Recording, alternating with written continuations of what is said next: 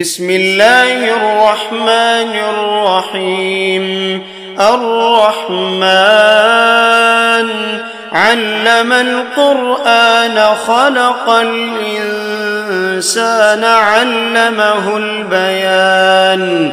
الشمس والقمر بحسبان والنجم والشجر يسجدان.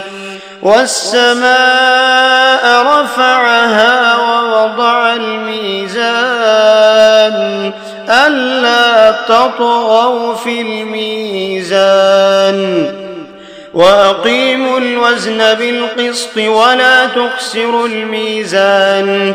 والأرض وضعها للأنام فيها فاكهة والنخل ذات الأكمام والحب ذو العصف والريحان. فبأي آلاء ربكما تكذبان؟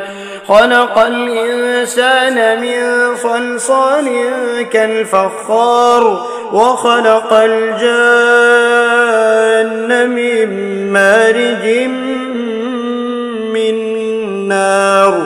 فبأي آلاء ربكما تكذبان؟ رب المشرقين ورب المغربين. فبأي آلاء ربكما تكذبان؟ مرج البحرين يلتقيان بينهما برزخ لا يبغيان.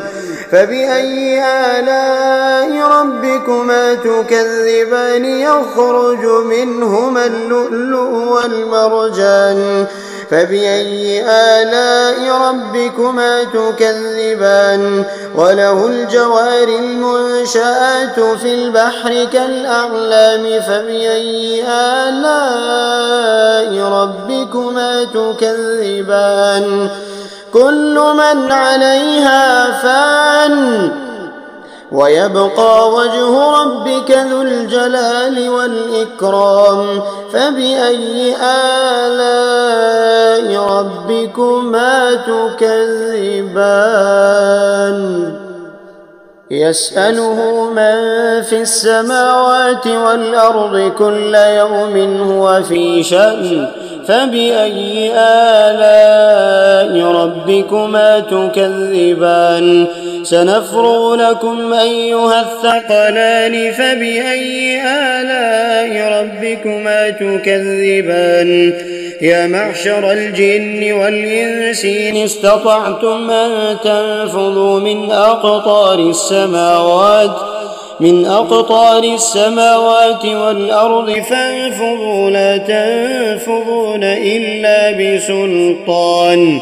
فبأي آلاء ربكما تكذبان؟ يرسل عليكما شواظ من نار ونحاس فلا تنتصران. فبأي آلاء ربكما تكذبان؟ فإذا انشقت السماء فكانت وردة كالدهان. فبأي آلاء ربكما تكذبان؟ فيومئذ لا يسأل عن ذنبه إنس ولا جان. فبأي آلاء ربكما تكذبان؟ يعرف المجرمون بسيماهم فيؤخذ بالنواصي والأقدام.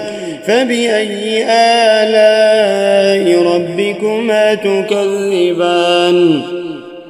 هذه جهنم التي يكذب بها المجرمون يطوفون بينها وبين حميم آن. فبأي آلاء ربكما تكذبان؟ ولمن خاف مقام ربه جنتان. فبأي آلاء ربكما تكذبان؟ ذواتا أفنان. فبأي آلاء ربكما تكذبان؟ فيهما عينان تجريان فبأي آلاء ربكما تكذبان فيهما من كل فاكهة زوجان فبأي آلاء ربكما تكذبان متكئين على فرش بطائنها من استبرق وجنى الجنتين دان فبأي آلاء ربكما تكذبان فيهن قاصرات الطرف لم يطمثهن إنس قبلهم ولا جان فبأي آلاء ربكما تكذبان كأنهن الياقوت والمرجان فبأي آلاء ربكما تكذبان هل جزاء الإحسان إلا الإحسان فبأي آلاء ربكما تكذبان ومن دونهما جنتان فبأي آلاء ربكما تكذبان مدهامتان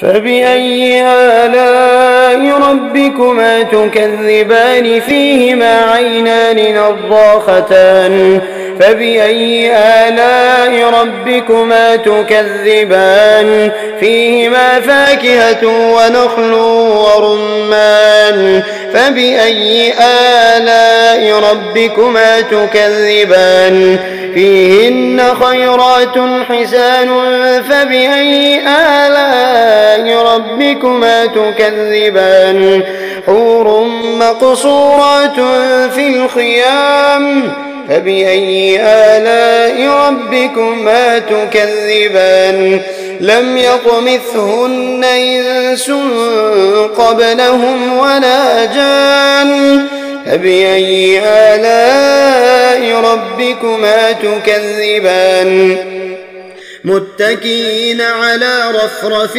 خضر وعبقري حسان فبأي آلاء ربكما تكذبان تبارك اسم ربك ذي الجلال والإكرام